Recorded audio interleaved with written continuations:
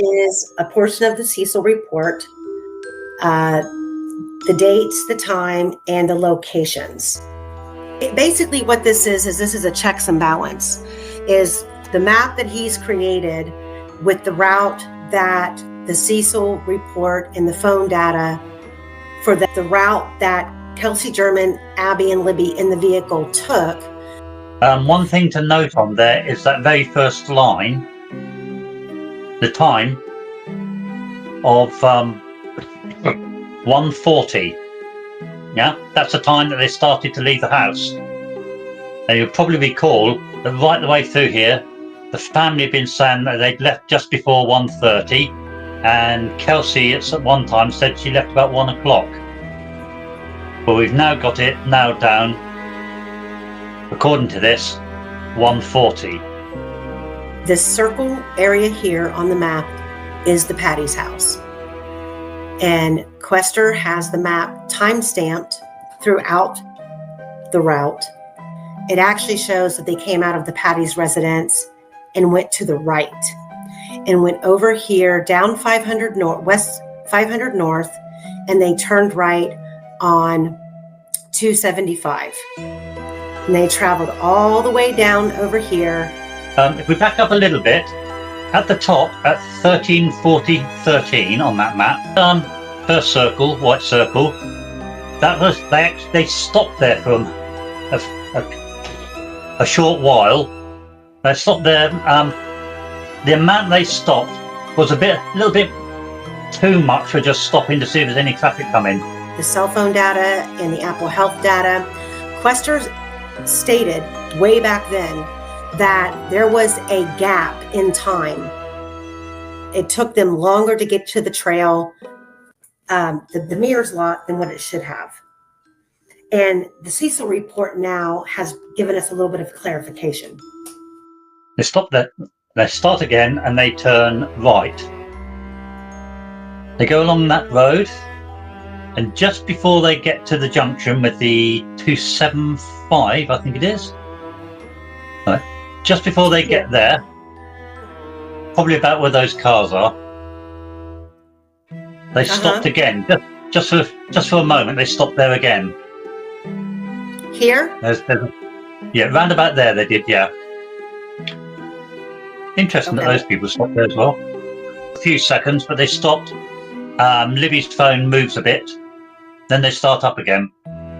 So we know that, according to Kelsey, she was on the phone as they were leaving. Also saying that she was on the phone to her boyfriend while they were at Mears. So if we were to believe everything she said, she must have been on the phone all the way through this journey. After I dropped them off, I called Chase and told him that I was on my way. After I dropped them off, I called Chase. If they're listening to certain music in the car, whose phone are they listening to it via? Probably not Libby's. Her phone's like, or maybe it is Libby's. But she took a picture with hers, so I don't know. But if it's Kelsey's, then she can't be calling. It was just like any other day. We had the music up really loud, and we were like singing and just some normal things that we did in the car together. And it was the afternoon, right? It was around 1 o'clock. Yeah, like 1:30.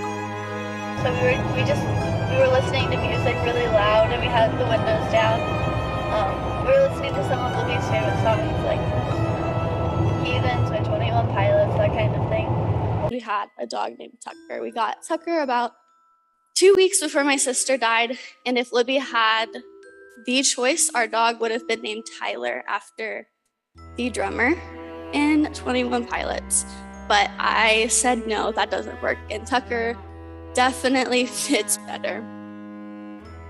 We always had the windows down and the music up really loud, but obviously it was February, so we couldn't have the windows down that low. We just had them cracked a little bit, and we talked about what they were going to do. They were just going to go out and take pictures, and I double-checked that my dad was coming to get them.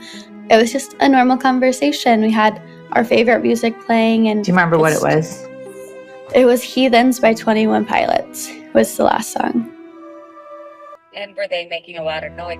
Is a noise in the back seat? Do you remember what they were saying or what they were doing? Libby was actually in the front and Abby was in the back.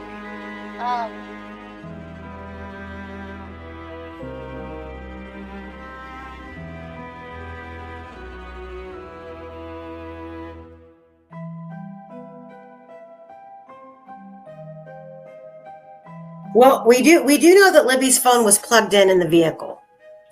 It was plugged in at 39 minutes past 1. So a minute after Kelsey got on her phone, and just before they left. I'm not entirely sure on the Patty property who owned a Mazda, but it has always been stated that when Kelsey got her license, she was given the Bonneville. Based on other creators who have done research into the inside interior of the car, based on the Snapchat photos, it appears that it is a Bonneville that the girls are in. Why she would get on the stand and say that she was driving a Mazda, that it's possible that the court reporter intentionally or unintentionally got it wrong. If she got it wrong, how? When she has the ability to turn on the tape recorder and play back what she may have missed. Starts now. We begin tonight with I Team 8 into extraordinary requests in the Delphi murder case. Accused killer Richard Allen wants a judge to allow cameras in the courtroom for the trial. Believe it, I was floored. I was shocked. Take a look. The state's response to the defense motion for broadcasting. Broadcasting of pretrial trial proceedings create the same concerns, if not more, given that an attorney is immune from libel proceedings for statements made in open court. So, why is that a reason to keep cameras out of the courtroom? I'm trying to figure that one out.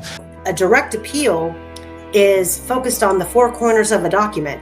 It's focused on the trial itself, the decisions made pre-trial, the decisions made at trial, the rulings, and the trial transcripts. So she has a very important job to be accurate. And all of these people who spent, an entire month of their life sitting out in the cold, sleeping in the cold, waiting in line, trying to get a spot in the courtroom, had no reason to come back out of the courtroom that day and all report the same thing, anticipating that 9 months down the road, when the transcripts came out, this portion of the transcript would be completely the opposite of what they had heard in the courtroom with their own ears. Yes. So what were you driving at the time? A white Bonneville. Had that vehicle been your grandmother's car prior to being yours? Yes. And these notes are really good, so hopefully this is going to get a lot easier, but I do need the glasses for them. So Bob also noted here, they were driving a little white Mazda. The girls were taking selfies in the back seat on the way to the bridge. And Bob noted here that Holman is the exhibit assistant. That's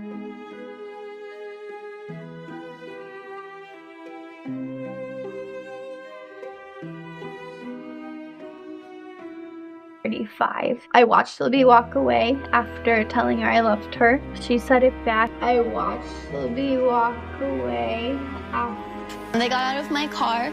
I made sure they both had sweatshirts. I told them goodbye. I told Libby I loved her. They walked out and they got out of my car. They got out of my car. okay, on this particular day when you're dropping them off, what do you remember doing? I kind of just pulled in and then continued driving. And where did you go from there?